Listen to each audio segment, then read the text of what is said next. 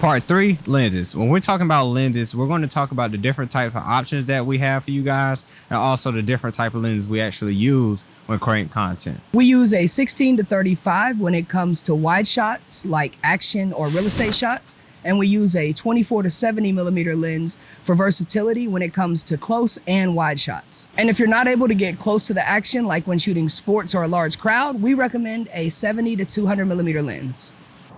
Real quick, if you're someone that want to create high quality videos and you need a little push and you need a little bit more education on how to do so, Course Creator Academy has your back.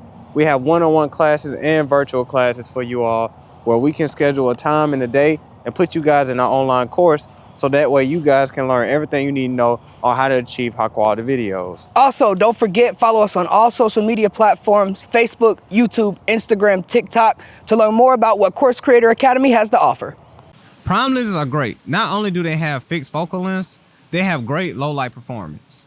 I recommend G Master because they have a series of prime lenses that you can get. The 3 main categories when using prime lenses are their low light capabilities, their great depth of field, and their sharp image. If I had to choose one lens, I would choose the 24-70 because it's so versatile.